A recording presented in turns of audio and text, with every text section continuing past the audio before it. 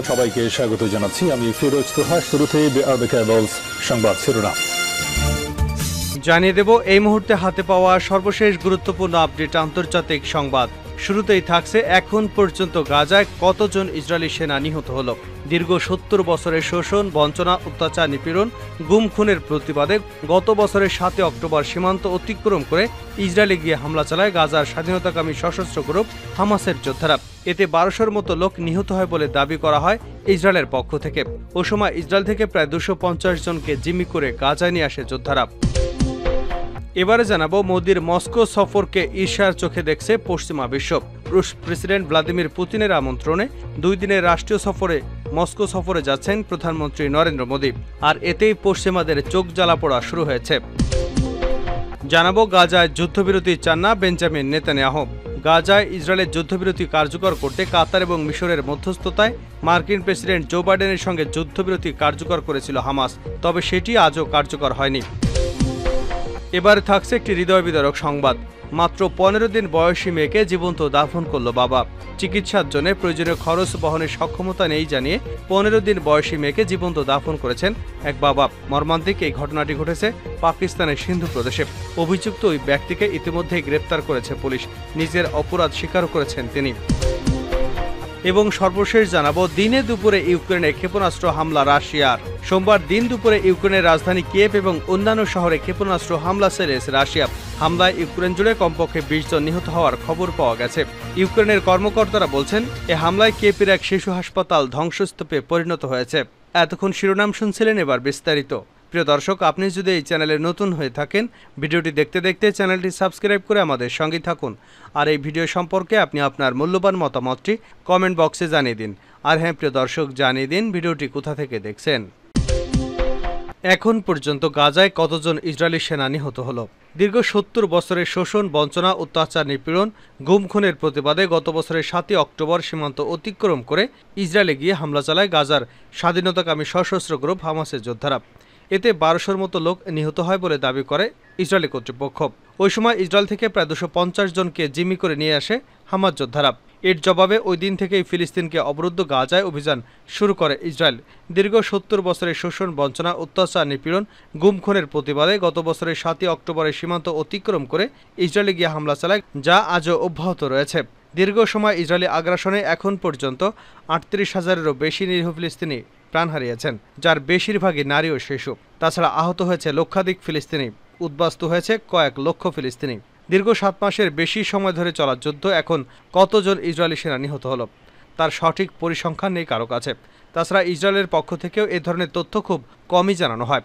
তবে কাতার ভিত্তিক সংবাদ মাধ্যম আল জাজিরা ও ব্রিটিশ গণমাধ্যম গার্ডিয়ান ইসরায়েলি সামরিক বাহিনীর বরাত দিয়ে জানিয়েছে এখন পর্যন্ত গাজা যুদ্ধে ৩২৪ জন ইসরায়েলি সেনা প্রাণ হারিয়েছে। এছাড়া আহত হয়েছে আরও বেশ কয়েক হাজার সৈন্য। ইসরায়েলি সংবাদ মাধ্যম টাইমস অফ ইসরায়েল জানিয়েছে দেশটির প্রতিরক্ষা বাহিনী গত ৭ অক্টোবর থেকে ফিলিস্তিনের চলমান যুদ্ধের সময় নিহত ৬৮০ সেনা অফিসার্স এবং রিজার্ভ ফোর্সের সদস্যদের নামের তালিকা প্রকাশ করেছে। নিহতদের মধ্যে কয়েক ডজন স্থায়ী নিরাপত্তা কর্মকর্তাও রয়েছেন। তাদের প্রায় অর্ধেকই গাজা সীমান্তে নিহত হয়েছে। এর মধ্যে অন্তত ৩২৪ জন সেনা হামাস পূর্বচালিত ভূখণ্ড এবং সীমান্তে স্থল অভিযানের সময় নিহত হয়েছে। অপরদিকে ইসরায়েলি পুলিশ জানিয়েছে গাজা সীমান্তে সন্ত্রাসীদের সঙ্গে মোকাবেলায় ৫৮ জন অফিসার নিহত হয়েছে।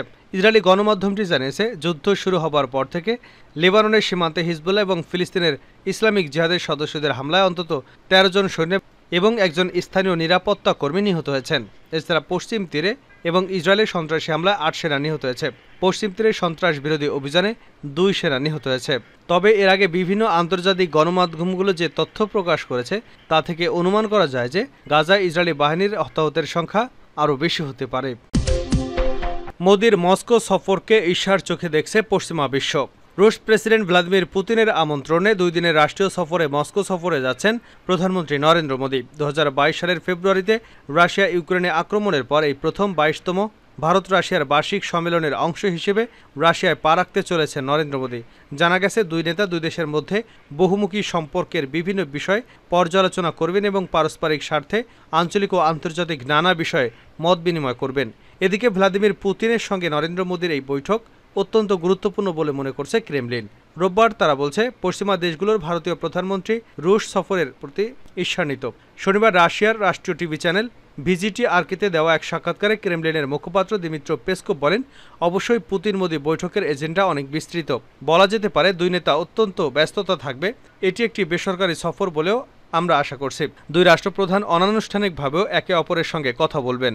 তিনি আরও বলেন, রাশিয়া ভারত সম্পর্ক এখন কৌশলগত অংশীদারত্বের স্তরে রয়েছে। আমরা একটি অত্যন্ত গুরুত্বপূর্ণ এবং পূর্ণাঙ্গ সফর প্রত্যাশা করছি। দুই দেশের সম্পর্কের জন্য এটা অত্যন্ত গুরুত্বপূর্ণ হতে চলেছে। দিমিত্র পেসকভ আরও বলেন, যুক্তরাষ্ট্র ও তার পশ্চিমা মিত্ররা বিষয়টিকে ঈর্ষার চোখে দেখছে। এর অর্থ তারা এই সফরের উপর খুব কড়া নজর রাখছে।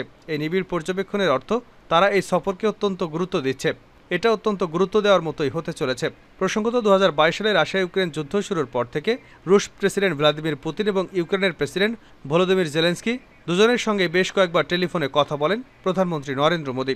এই যুদ্ধ আন্তর্জাতিক অর্থনীতির ক্ষতি করছে বলেও যুদ্ধের অবসানের উপর জোর দিয়েছেন তিনি।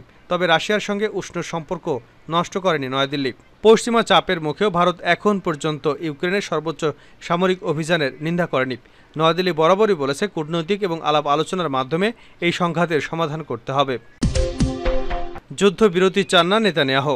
গাজায় ইসরায়েলের যুদ্ধবিরতি কার্যকর করতে কাতার এবং মিশরের মধ্যস্থতায় মার্কিন প্রেসিডেন্ট জো বাইডেনের সঙ্গে যুদ্ধবিরতি কার্যকর করেছিল হামাস।